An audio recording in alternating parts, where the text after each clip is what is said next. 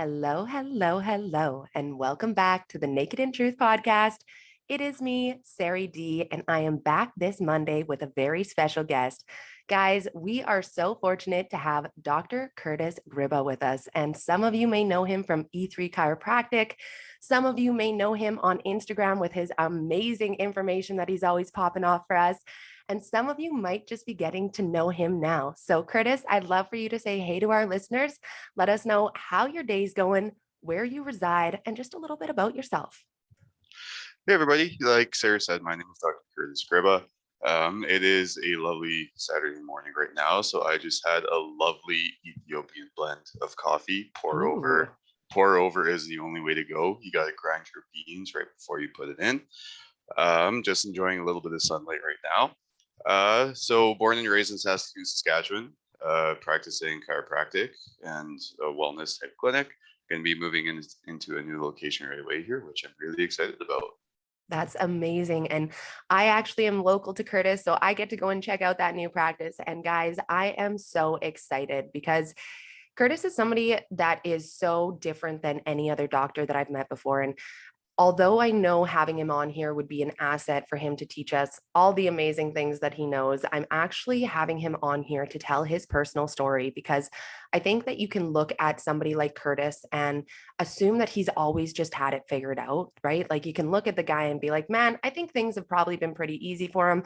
Like he's young, he's successful, he's on top of his game, and he's opening up his own chiropractic practice. You know, at the age that he is, he should be extremely proud of himself. And that took some serious grind to get there. So we're going to go through his story today, teaching us about his identity and all that it really took for him to get to where he is today. So, Kurtis, I want you to bring us back to your school days. What did that look like for you? What kind of person were you? And where were you thinking that your life was kind of going in a direction?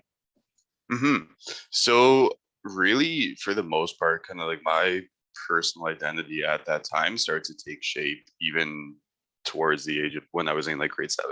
Okay. All of a sudden, I hit this pretty incredible growth spurt, and my athletic abilities just skyrocketed. Mm. Like I was 13, 14 years old, and I dunked a basketball for the first time. No, holy smokes. Yeah. So I'm in grade 7 competing against all these high school kids in basketball and in football and all these sorts of stuff. So when I go into high school, my focus is very much so in athletics. Like I still did good academically. I was an honor roll student throughout high school, Wow. but I knew that I had an opportunity to get an athletic scholarship. So I was throughout high school. I played a lot of basketball, played a lot of football. Okay. I competed with a provincial team with basketball in grade 10. Okay. And then in grade 9, provincial basketball team. And then in grades 10 and 11, I played for the provincial football team. Wow. And as I was graduating grade 12, I was actually ranked as one of the top 25 football players in Canada. Holy smokes. Did you hear that, guys? Like, that is one big accomplishment. So, obviously, right now, even though he knew that his grades were pretty good, he knew where his focus needed to be, which was sports, because clearly that was about to create a big future for him, especially if he's receiving titles like that before he's even graduated, right? So, continue on with that. Yeah. So, as I was kind of getting ready to graduate high school, I started to get a lot of scholarship offers for football. So it was an incredibly exciting time. I bet. I essentially from BC all the way out into the Maritimes, I was getting scholarship offers to play football. So I ended up accepting a scholarship to stay at the U of S. I wanted to stay home. It was always one of my dreams to play football for the Huskies. There was actually kind of ironic when the Huskies were lost in the Grey Cup. I think again, like I was in grade 7 or grade 8, Okay. and our school hosted a pep rally, and the news came. And actually, in a news interview, I had stated that one day I wanted to play on the Huskies football team. No way. Yeah, and then like fast forward 5 years at the Dogs breakfast when I get like introduced and all the stuff as a recruit for the Huskies, I get interviewed again, and they literally pull up this clip and say, "Yeah, so it's like this is you in grade 7. This is you now. Like, how do you feel?" Like And literally a goosebump moment, you know what I mean? Because yeah, for us to say that we are accomplishing our dreams and goals like that, and to have it down on video where it's like, look, you know what I mean? That's a yeah, really incredible moment. So congrats to you on that for sure. thank you. So it was, again, as I was going in from high school into university, like my focus was very much so on athletics. I knew I I had a very good chance of being quite successful at this. Hmm. Um, and then with that being my focus, I also knew that academically, like within university, I still had to do well enough in order to maintain my scholarship. But when I graduated high school, I actually didn't think that academics was going to be an area of my focus, because I thought I was going to graduate and then become a firefighter. Okay. So in order to become a firefighter, you have to go to the different college, like firefighter college in Brandon and everything like that. Okay. But once you retire from the truck, which mandatory retirement from the truck is, I think, around age 55, if you want to get into the administrative side of firefighting, working your way up to being the chief, you need a bachelor's of commerce. Okay. So I was like, well, I'm going to be at university. I'm going to be playing football. Instead of trying to get my BCom while I'm working, I might as well do it right now while I'm playing football. So Yeah. I chose commerce, not necessarily because I was incredibly interested in learning Business. Yeah. finance or learning how to be an accountant. Like, I was very interested in business. I was very interested in small business. In my opinion, commerce doesn't teach you how to work in a small business. It teaches you how to be an accountant or a finance It's manager or something true. like that Yeah. in a massive firm or something. It teaches you corporate business structure, not Yeah. small business. Structure. That's it. Mhm. Yeah. So commerce was not necessarily my passion in there. So I was like, well, while I'm here, my grades are going to be good enough to keep my scholarship, and Yeah. then I'll kind of actually work towards doing what I want to do after I'm done playing football. Great idea. Hmm. So then that kind of all got flipped on its head a little bit at the end of my rookie season. Like, there were a couple big things that ended up happening just like to myself and with my family during my first rookie year playing football. That made it Um, kind of stressful for you, traumatic kind of thing. yeah, it just really switched how I viewed my future, viewed the world, everything like that. So in January of 2012, my mom ended up passing away. So that Oh, was I'm just so at sorry the to hear that. Thank you. It was just at the end of, Christmas of that first rookie season. Yeah. And then that was kind of like one of those moments where obviously your world gets shaken up a little bit, but it was really Absolutely. sudden and really unexpected. And Yeah. with it being so sudden and unexpected, and everything happened so fast. Like, we went from her passing away to her funeral in less than 10 days. Wow. And it's one of those things where you can't, because everything happened so quickly, you can't really take the time to comprehend what No. actually happened. No. So, And nobody prepares us for moments like this, right? Like there's no. nothing that we've been through in our life unless we've been through something like that that actually Mhm. gives us the tools to know how to even cope that quickly, right? Yeah, absolutely. And when people don't necessarily realize the weight of the words that they say to someone in that scenario, Mm-hmm. Mm-hmm. where, like, I'm 18 years old at the time, and people are coming up to me and saying, like, hey, we're so sorry for your loss, but you have to be strong for your dad. And Mm. like, in that moment, it's like they're not really like giving this They're 18-year-old disregarding you. kid, Yeah. yeah, they're not giving this 18-year-old kid like their permission to feel the emotions that they're going through. Totally. So in my head, it was like, hey, like, screw it, we're not really dealing with this right now. We're just I'm going to gonna push it down and we're going to we're keep going and be strong, right?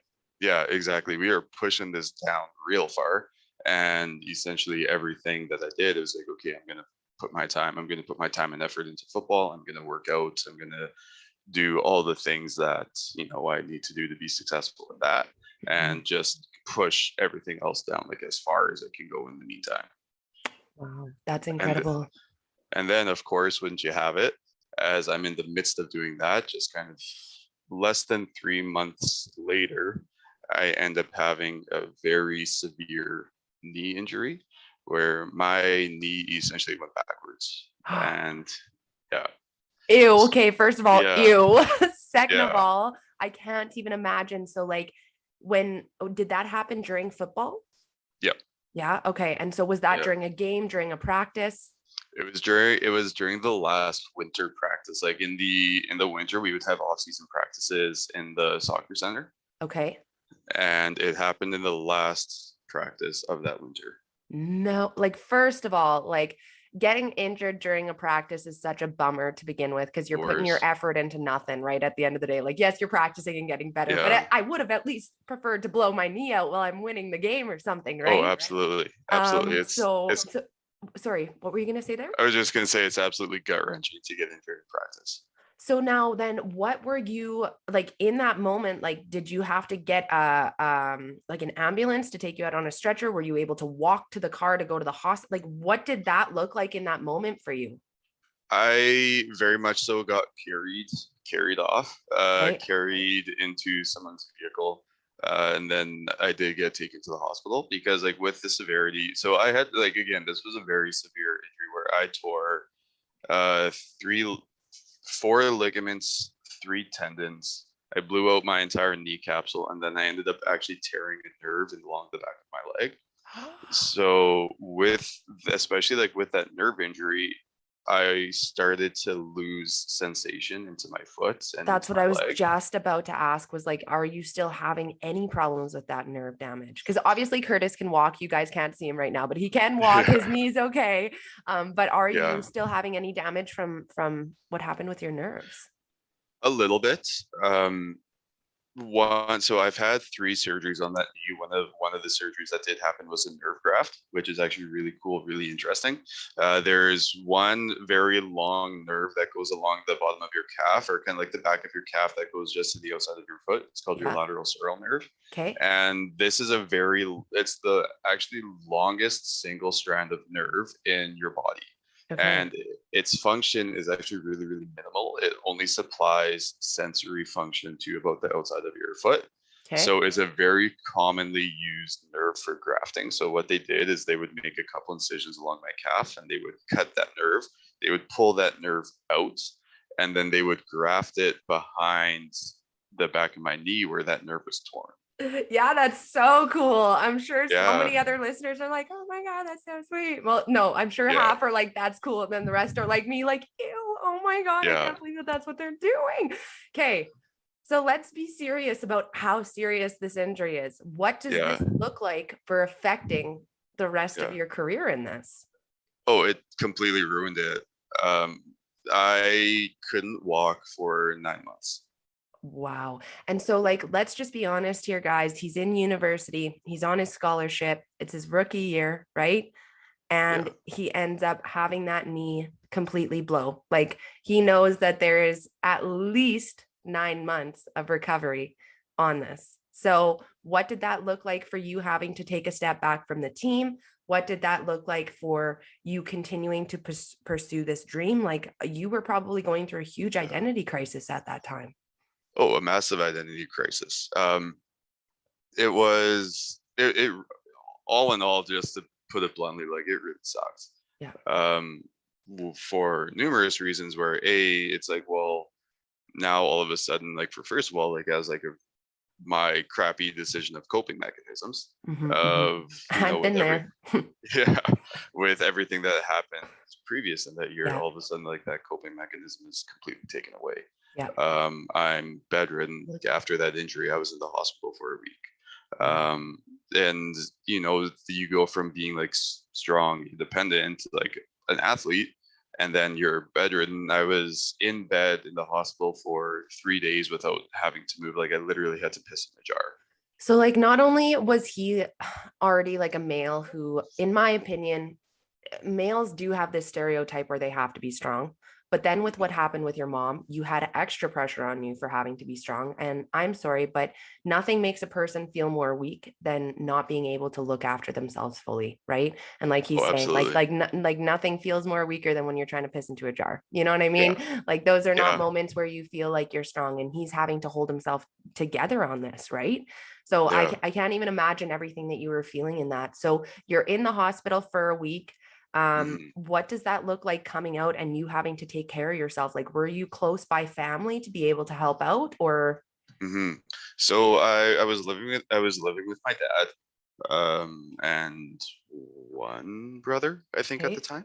So obviously, and like the biggest thing is I couldn't drive myself. Like when I got out of the hospital, like my knee was locked straight in a brace. Mm. So in order to go anywhere for a period, I think it was like that for 4 weeks, I had to lay across the back seat. So I had to be driven around everywhere. I had to do like, I was completely dependent on other people So you never for, felt like a pain in the ass, right? I bet. oh, never at all. I also, yeah, like I also definitely didn't milk it. Where if oh, you need something from the basement, shoot, I can't. Yeah, yeah, yeah, yeah. Yeah, shoot. But yeah, it was, for lack of a better term, again, like it really sucked, where I had to rely on everybody to do anything. The only places I could really go was between my bed and the couch and kind of the kitchen. Like I could make a smoothie, and then I had to put everything essentially into a sealed container that had a handle so that I could carry it while I crutch around the house and all these other sorts of things. Yeah, and how much your life had to change in just that little bit. And what's so crazy is just going from somebody who's so mobile and somebody who is like literally, like you said, using football and movement and the gym as therapy for yourself to get through these things that you're going through. Now you have it all taken away, which already Yeah, sucks a big one. But then what sucks absolutely. even harder is the fact that now you're having to look at your future of being like, what the fuck do I do now? Yeah, Right? Like that's where it kind of absolutely. left you. So in Yeah, that moment of feeling at home, like I want you to be honest with these listeners if that's cool with you. And yeah, absolutely. I want you to let them know, like, what were you feeling at that time? What were your honest thoughts in your head? Like you had worked so freaking hard. Like you were that kid Yeah, on the news broadcast being like, yo, I'm gonna go play for the Huskies. And you did it, yeah, but now you're here. And what yeah. did that feel like? It was brutal. There was kind of like we said, like there was a really big identity crisis where for a very long period of time I was not confident in myself at all, and I didn't know who that person was. I never really understood what I was. I never really took the time to understand who I was without sports. To get to know And him. yeah, and then all of a sudden you're really forced into that opportunity where you don't have, again, I placed my identity with something that I did, not the person that I am. And all of a Mm, sudden the place where I did put that identity was immediately taken away from me. So mhm. now it's just like the scramble of a search in order, like, okay, well, how do I find it? Or, and again, was I smart enough in order to actually like, take the time in order to like introspect and find it within myself? Or did I just look in the outside world for the next thing to place my identity to rely on other people in order to be comfortable with that, with myself? Or again, to continue to push everything down and just rely on others, rely on the outside world, and just kind of grab hold of anybody that I could to latch myself onto them in order to feel comfortable and confident.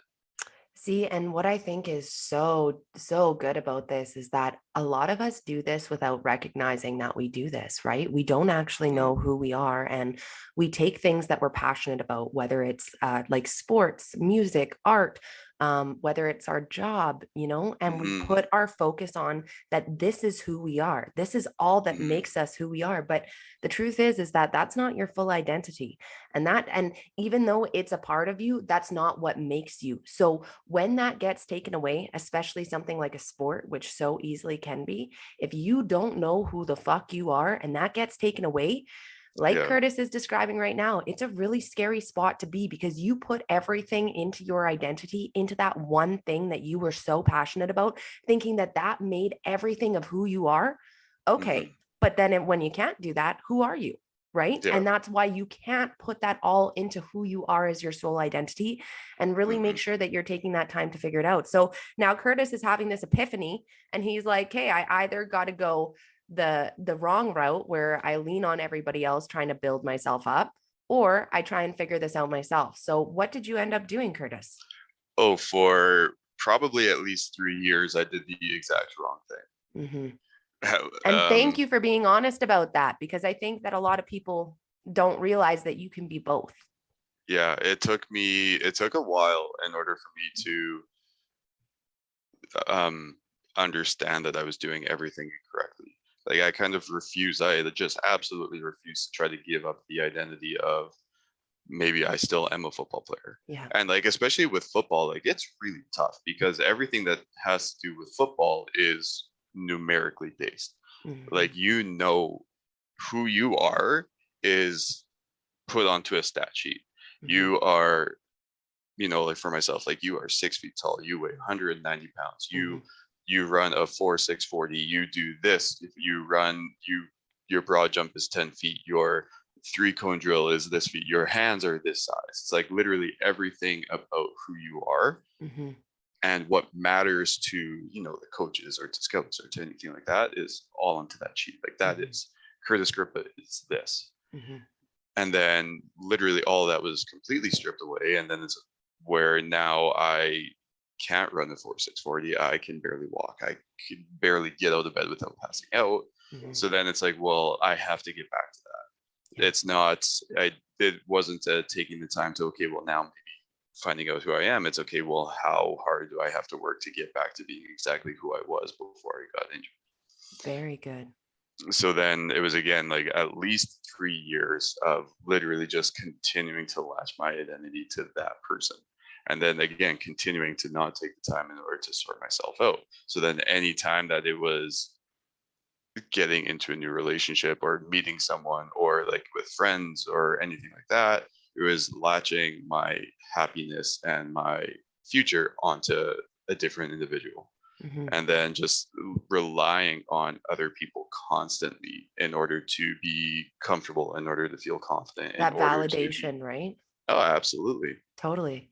Because it was impossible. Like it was impossible for me to just like sit in a quiet time by myself and just like stew. So then it was again just constantly relying on others or other things in order to try to find that sense of identity or happiness. First I got to thank you so much for sharing that, because that honesty is exactly what we like to hear on this podcast, because this is the shit that we actually go through that we don't tell people about, that they only see the end Kurtis Gryba and they're like, damn, look at this guy, but they would have never assumed that for 3 years you were trying to latch on to other people to hold that validation of your own identity that was already lost. And I think that there's a really important lesson in all of this, for the fact that we try to go back to the past and we try to match it. Like you were saying, you were like, hey, like my old stat sheet said this, and I felt like I needed to try to match it again. But the truth is that life is always changing. We are always growing, which means that what we're faced with is always going to change as well. So for us to be able to go and compare this season right now compared to 3 years ago in that season is totally fucking irrelevant in my opinion, because there's absolutely nothing that matches up the same. So why we're trying to keep putting ourselves in this box from a past season doesn't allow us to grow into our current season. Does that make sense? Because we keep trying to match ourselves to our past self, but we're not that person anymore, right? We need to grow from that. So you had these 3 years of trying to figure it out. And obviously there was a lot of awkward moments. There was some dark moments, but you obviously had a light bulb moment at the end of that where you're like, yo, this isn't serving me anymore. I need to do something different. And what did that look like? So my big light bulb moment happened. So I actually ended up rehabbing to the point where I went back to playing football. So it took me about 3.5, 4 years where I pushed myself and got strong enough again, like to the point of I was ready and capable of playing football, which was, again, it was looking at who I was going to be and everything like that. Like that past identity was like checking that box off of like, yeah, like, you're still a football player. But in the grand scheme of things, I also do think that it was a really positive thing, because due to the severity of my injury, if I wouldn't have rehabbed it to a point of being able to play high level sports again, would I have rehabbed it to the point of being able to play rec sports in the future? Yeah, period. Or just like how long would you have been able to stay on your feet once you hit your 30s, 40s, right? Like that type of thing. No, it's true. Yeah. So I think the fact that I did push myself into rehab space hard enough in order to get to that point was, I think, really important for like health and longevity in the future. I agree. But then it also kind of got to this point where, because I was playing football, I had to maintain a weight higher than what my body typically likes to be at. Mm, So like as of right now, like my body is really like a typical happy spot for me to just maintain weight is about somewhere in between 185 to 190 pounds. okay, Like not a massive frame, but just enough to like be strong and athletic and kind of do all the things I love to do. for sure. When I was playing, I was keeping myself somewhere around 205 to I think the heaviest I got was 215. Wow. And guys, this takes work. Like I know everybody thinks that like you go into the gym and you lift a couple weights and it's like boom, you're buff. But like seriously, from a girl who's trying to grind out and do it, it takes some serious work to be putting on this mass because it's not like they want him all to just gain fat either. They want it to be a nice balance between the two, right? To make sure that he's still got the muscle to take down the guys on the Yeah. field that he needs to, right? Very, very interesting. So you're like, okay, it's starting to get a little bit difficult to maintain this weight And it was honestly just painful. Like having that amount of additional weight from where my body really wanted to be at. Like it on your got to the point joints. it's yeah, Mhm. especially on that knee. Like it got to the point where it was in the morning, it was getting up, sitting at the edge of the bed, and be like, woof, like this does not feel good. I don't enjoy being at this weight. And Mhm. then all of the constant stress of running and doing these things on that knee at carrying that additional weight Extra weight. got to the point of just being waking up every day, just constantly being in pain. Well, and I just want to note to our listeners that there is a comfortable weight that our bodies like to stay at. Obviously, it's different for all of us, but when we are at that weight, it is a lot easier for us to be able to manage impact on our joints and things like that. And Mhm. I just know as a personal trainer, I have a lot of clients that complain about arthritis, especially in the winter and things like that. But a lot of us don't realize that extra pain is coming from the extra weight that we're holding on our bodies sometimes, and that it is really important to make sure that you are looking after your health so that you're not just leaning, assuming that you have arthritis because your joints are sore, and knowing that a lot of it can come from eating the wrong things, having too much weight on your body, extra. And you look at somebody like Kurtis. So he's a super young, fit guy. Okay. He's in his 20s at this point while he's putting on this weight. And like that's only 20 pounds difference. Like it's not like that's a large amount of weight that he's carrying Mhm. compared to what he normally is. But look at what a difference he noticed, especially on his injured knee, but as well as the rest of his body. So I just wanted to note Mhm. that there. And then just taking like a really quick nerdy like sidebar, especially if we're looking at the idea of like arthritis and pain, especially if we are carrying extra weight and what the type of foods that you're eating in order to carry that extra weight. Like for me, I had my normal diet that I had to maintain in order to, but because I was working an active job, like I was landscaping and doing all these other sorts of things, like I was eating 5,000 calories a day Because and you're not burning so gaining weight. much. Yeah. Yeah. So then I had to start adding in crap food. So it was okay. Like every Friday night, I would have pizza and all these other sorts of things, which are very highly inflammatory foods. So then, if you Mhm. look at the role of inflammation in the body, especially like the role of inflammation in like joint pain, Mhm. like if you look at any sort of injury, whether it is like a disc herniation or arthritis or any of these sorts of things, the image of that disc herniation or the image of that arthritis has very little correlation with the amount of pain that you feel, but it's the amount of inflammation like surrounding it, Mhm. which is a higher correlation with pain. And actually, the fun thing with an MRI, especially if you're looking at disc herniations or knee injuries, is you can actually see the level of inflammation in those joints. Really? You can. Wow, I did not know that. So if you're eating a really crappy diet, if you're eating a really highly inflammatory diet, and you're experiencing these things, Yeah. then that can completely change your pain perception. As if you maybe had a little bit of a better diet, you decrease that inflammatory markers, and that same joint that maybe has a little bit of arthritis because you're taking better care of your body as a whole, that pain is going to go down.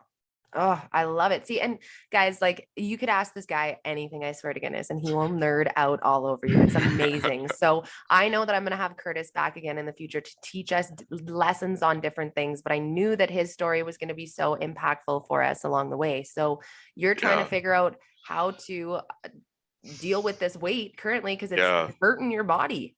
yeah. So my kind of my again my further light bulb moment that we kind of digressed from was I was in such pain, and I had always in my mind that it's like, well, you can't be the person who quits. Like I didn't want to like quit the sport even though it was causing me so much pain. So then all of a sudden I start thinking to myself, it's like, well, I've already had like one really severe knee injury. If I had one additional injury that was just like a little one, but like enough where people would understand that because I got injured again, I would want to step back. Yeah. Then maybe if I got injured again, then it would give me a bit of an out. Without feeling like you're the one quitting. Yeah. So then my light bulb moment was the fact that I actually started to think that way.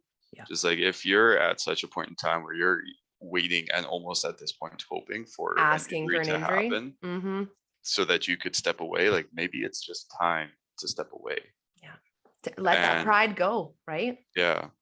So at that point in time, again, like once that thought process started to happen, it's like, okay, it was leading up to spring camp after like my first season back. It was going into the next spring camp.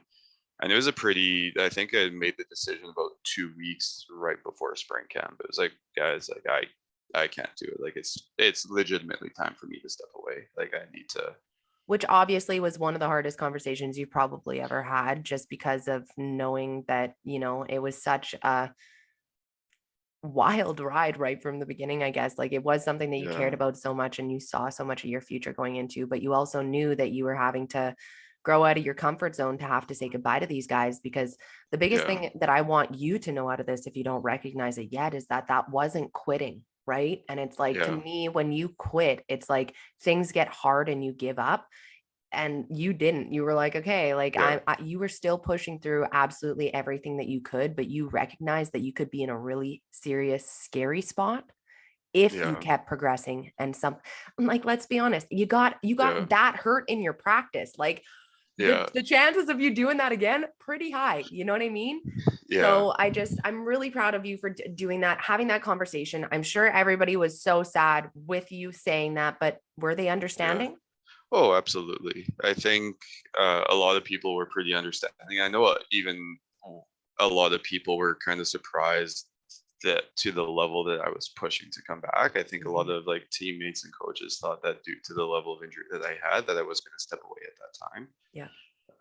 But when it did come to finally stepping away and just to kind of having that explanation about why and kind of where I was landing and everything like that, everybody was very understanding. So it was, so it was, that was, again, just kind of like finally getting comfortable with the point of saying, okay, it's time to legitimately step away from playing Huskies football and just kind of move into the next part of life. Okay, so Kurtis is now retiring his football career, guys. Yeah. And what does that look like now? Because that was Kurtis's identity moving forward. So now he's got to re-identify himself. Yeah, and that honestly, that process, even though I did kind of leave football at that time, I don't think I truly did a very good job of kind of shifting my mindset quite yet, where it was still, okay, well, now I don't like my passion and vision and everything like that isn't within football. It was still trying to like, okay, well, what's the next thing to latch it onto? What's the next person to latch it onto? Not again, even though I did a good thing and taking a step backwards and leaving football, I didn't do it at the same time of like taking that time to also get to know you again, right? Yeah. And like there were a few times that I tried in order to do that, but then it just got too uncomfortable. I'm just like, we're just gonna not do that quite yet.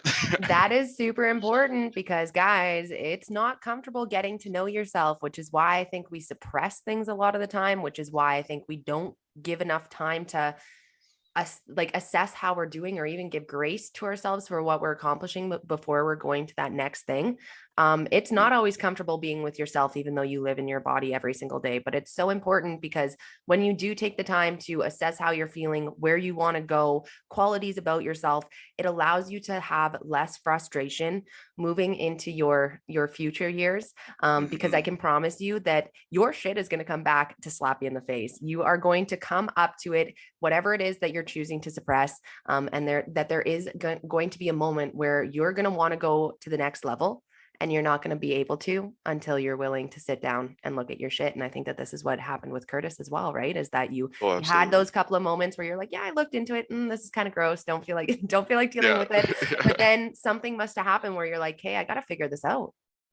Yeah, I don't know if I absolutely had like an exact moment. I think it was kind of like a process where Yeah. even so, once I did finish football, I knew, especially with my knee injury, I did get very interested into healthcare, where I knew that again, just with all the stuff that I went through with my knee injury, it was like, okay, well, I wanted to find somewhere in healthcare. And initially I thought that being a medical doctor was going to be the place for me to kind of like transition into. Of course. Uh, where especially after having all these knee surgeries, the idea of surgery got in my head, it got really interesting. Okay. So then I started diving down the path of, okay, well, maybe medicine is where I want to go into. So I started looking into that, and then it just didn't. Some of the things it didn't kind of check all the boxes that I wanted to check off. Where as far as kind of like my personal autonomy that I wanted to have as a professional Hmm. wasn't always there. And then from just where my impact was going to be on a human being, I felt like where I was going to be able to run into a patient as a medical physician was too far down the line. Like if I got into orthopedic surgery or something like that, that's kind of like their last step. Like that's their last option. They've It's true. at a lot of in a lot of ways, like they've failed care in many sorts of other areas, and like their last ditch effort is getting onto that surgical table. Yeah, and then a lot of the time too is like they're making people wait until certain ages, so on and so forth, right?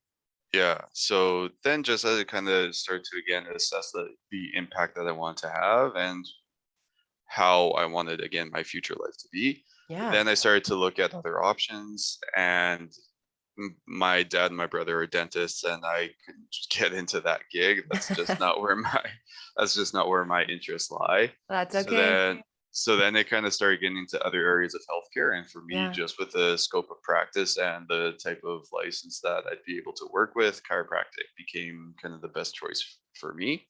So Wow. then throughout the process, I kind of transferred into physiology and pharmacology. And Okay. then again, when I decided that medicine wasn't for me, I transferred from physiology and pharmacology to kinesiology and Wow. met just a unreal group of people there where a lot of those people from kin are still some of my best friends and everything Uh, like that. So it was just honestly like going into kin was kind of an eye-opening experience for me where I found like I finally found your a people again.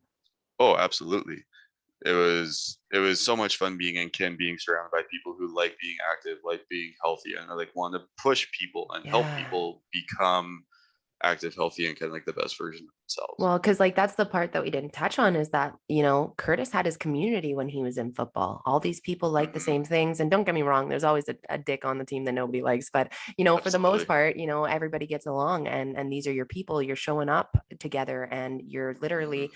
trying to accomplish the same goals together. And that sense of community is huge. And even though I know when he Huge. stepped away from it, he still had tons of friends, it's not the same when you're not in that group directly doing the same thing. And then now he is in school showing up with people who like to show up the same way that he does. And he got to find his people again in those years of trying to figure out what that really looked like. And I think that that probably was such a reassuring moment for you. So when you're in kin, were you still Hmm. doing this at U of S or did you end up traveling for some schooling? What's happening at this time?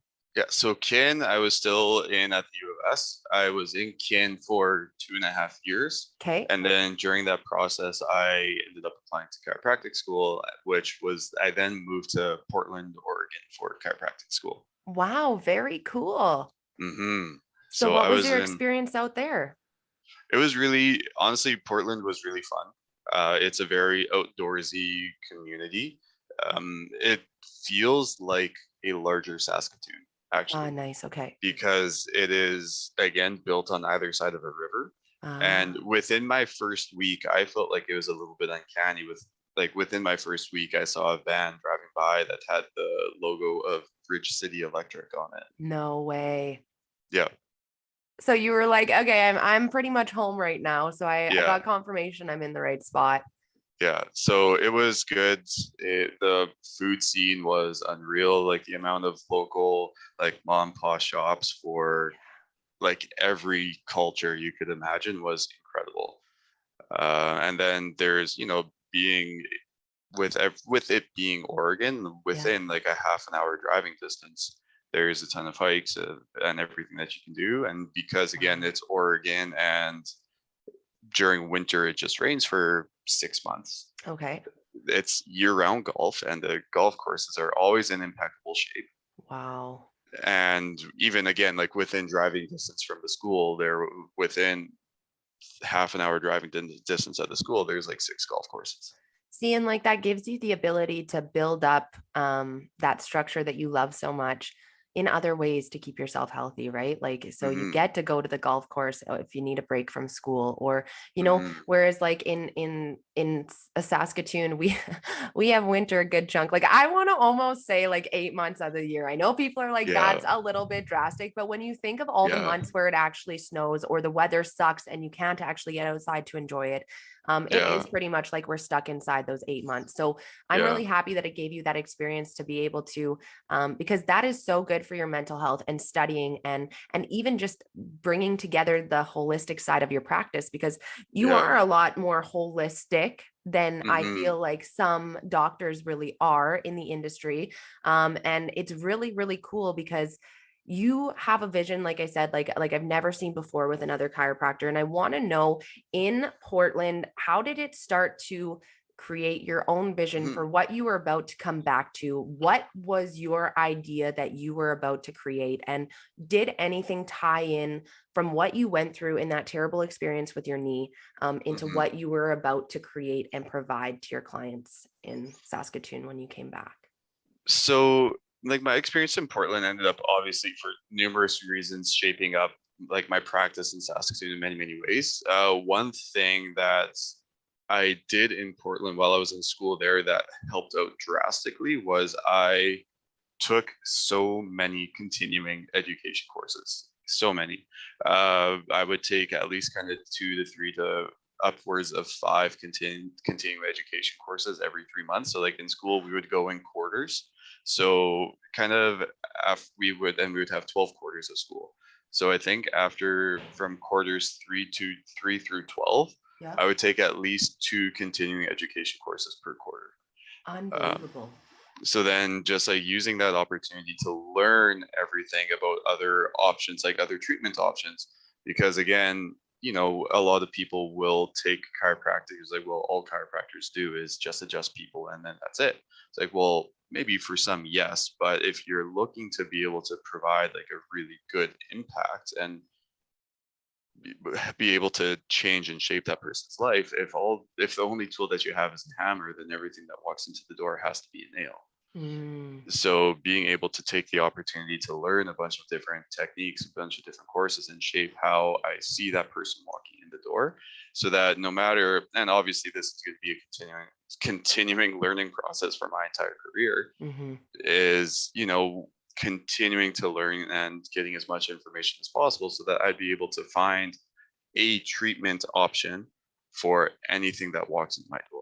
See, and like talk about short-term pain for long-term gain. Like, I know that you doing your education moving forward, first of all, you need to hear the guy's like schedule and everything that he does with just his regular research of articles that are coming through monthly. But I know that you're not going to feel as much pressure to take on as many courses at once, because that at that time was your time to focus, to be able to grow the vision that you wanted, to get as much as you could underneath your belt, to allow you to set yourself apart from the beginning, and then allow Absolutely. yourself to keep leveling up from there. And that's what I want to remind everybody, is that, most of us go through our university years and we're like, let's party, let's just get the bare minimum done, get our degree, and we're good to go.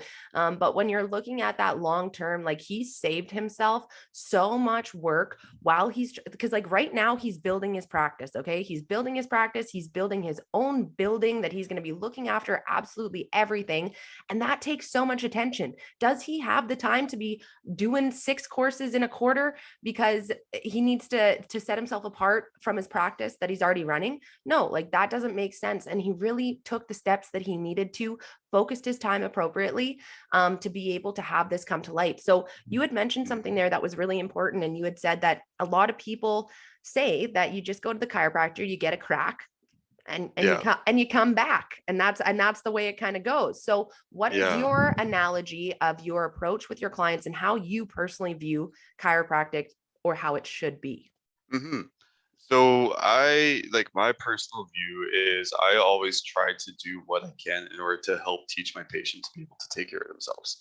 So like many times, especially for a low back patient, there are many instances where I actually won't adjust them in their first appointment Mm, because my goal is obviously first and foremost during that first appointment, we have to do a really thorough exam to find out what's going on. And then once we do find out what's going on, what can I teach them in order to manage their symptoms when they're not in the clinic? mm, So oftentimes, like I have a handful of different techniques, but one is kind of like the McKenzie method of mechanical diagnosis and treatment. The other is neurodynamics, especially with low back pain and any pain that goes from like your low back and down into your legs, or with neck pain that has pain across like the top of the shoulders or into your arm. We can find different movements or different kind of positions for you to put yourself into that's going to allow to manage your symptoms when you're not in the clinic. So again, my goal in that first appointment is how can I teach you to self-manage this when you're not in the clinic? But then we also have to understand that there's a reason why that is happening, that there is a why behind the what. And again, within that first appointment, we're doing movement screens. We're assessing how you stabilize your low back. We're assessing how you stabilize all of the muscles throughout your entire spine, into your hip, into your shoulders. And oftentimes, especially if you're looking at kind of what that typical adjustment does, is like those adjustments help joints move that aren't moving as well as they should.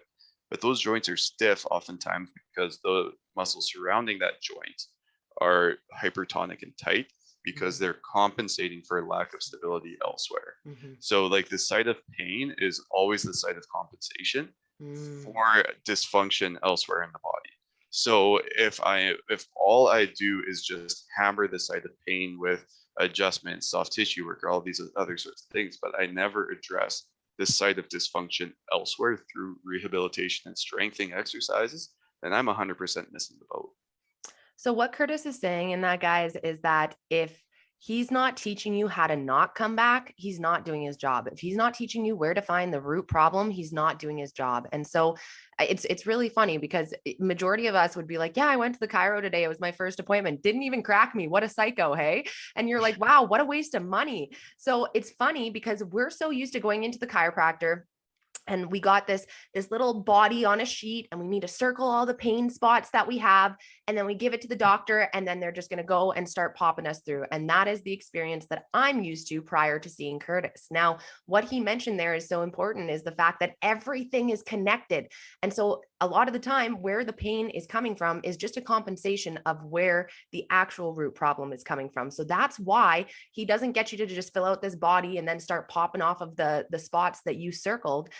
He really gets to know your body. Where is this coming from? And how do we stop it from happening in the future? Because as much as he loves you and wants to keep seeing you and grow in his practice, he wants to see people not in pain, which is exactly why he started this business. So, Mhm. Curtis, I just want you to let everybody know off of your story, what would be a Mhm. piece of advice that you would give with somebody who has had some big plans in their life of how it was supposed to go, and then life came and smacked them in the face, and now they have Mhm. to choose to either let it derail them or to allow it to be a pivotal moment to see that this is happening for a reason and might actually be leading them to their destiny. I want to know a little piece of advice you would give somebody. So like the biggest thing is taking the time to introspect. And I kind of like one of the biggest books that really helped me was actually it's by Viktor Frankl, who survived the Holocaust, Mm, and it's called A Man's Search for Meaning. wow. So he was he was a psychiatrist, a Jewish psychiatrist that ended up going into a death camp during the Holocaust. And through that time, he essentially created a type of therapy. It's called logotherapy, Okay. where it's again like through the man's search of meaning. It's like how can we find meaning in just like this greater like span of life. So the biggest thing that I did that now I think is going to help that is going to help me drastically for the future is I put like my level of like my area of meaning in not what I do, but in things that I want to accomplish and like the type of person that I am. It's Mm, like being able to take the time and understand like who I am as a person. And being able to check off, like, if I introduce myself, it's not I'm Kurtis Gryba, I am a chiropractor, that is what I do, that is who I am. It's like, yes, me being a chiropractor is the person that I am for my patients. Me being a significant other is the person that I am for my significant other. But who I am for me is like, yeah, through my experience, I was able to take a step back and understand, like, I'm a very tenacious person. You are. I am also someone who, like, if we're looking at my leadership style, I'm also a very relational leader. I value relationships. So being able to shift my vision of what I accomplish in the future based off of that. So then again, like, even from like a professional fashion, it's like, I am not, like, my value is not in me being a chiropractor, because again, I know this, like, what I do for a living is a physical job. It requires the use of my hands or use of my feet, use of my shoulders, everything like that. Same thing as football.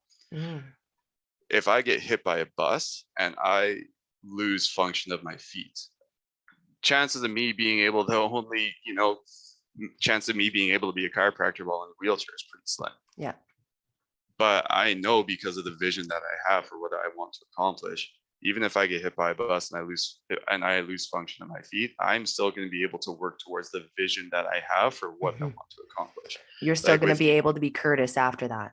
Yeah, absolutely. And like, if we're looking at like the vision of E3 Chiropractic, it's not to be the best it's not for Kurtis Gryba to be the best chiropractor in Saskatoon or in the world or whatever. Like, the vision of E3 Chiropractic is to improve the health and longevity of Canadians for not only now, but also future generations. Boom. I can do that without my feet. I can do that without my hands. I made that purposefully so that I can, again, if my arm gets cut off, if I lose a finger, I can still work towards that vision. And if I coach other clinicians, if I just shift, or, the worst word that anybody wants to hear in 2022 is if I pivot my skill set. Pivot.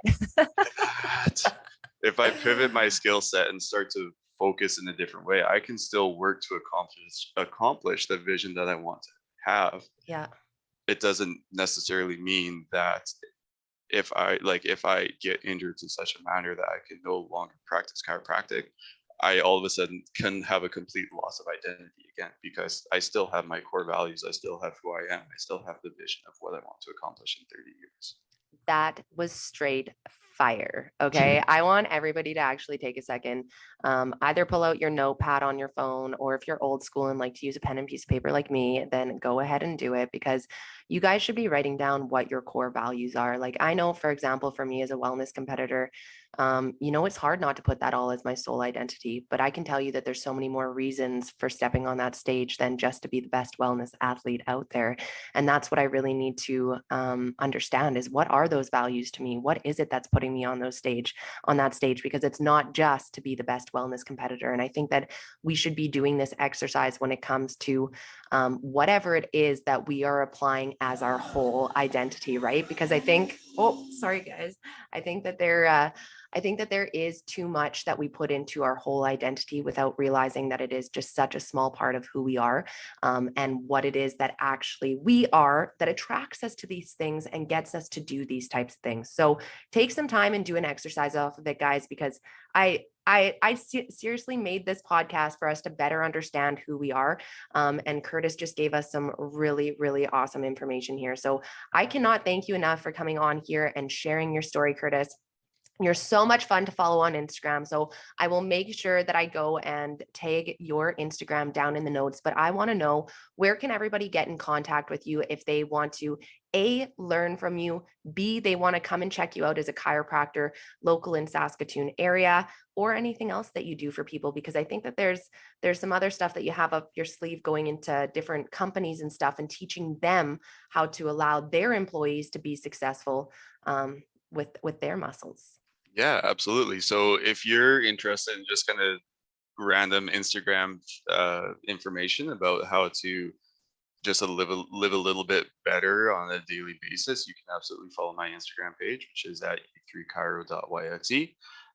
Like Sarah did mention, I am starting to go into businesses and I create custom programs for that particular business, where Genius. after understanding where your major pain points are, I'll again create that custom program, make videos of different exercises for you to be able to perform, and then you actually end up getting a custom made web page for your business Wow. that that's going to have all the information that we talked about, the videos of those exercises, so that you're able to go back onto that website, onto Yeah. that web page, and be able to access all the information that we already chatted about, just so that you don't forget it.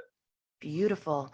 And like guys, I don't want you to underestimate the importance of that. You know, I've worked a desk job pretty much my entire life. Sitting is the new smoking.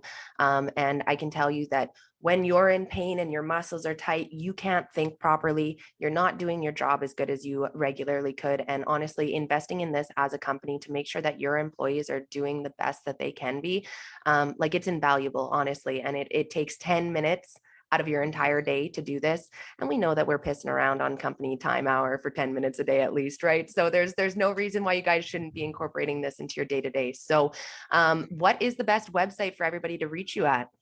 Best website is www.e3chiropractic.com.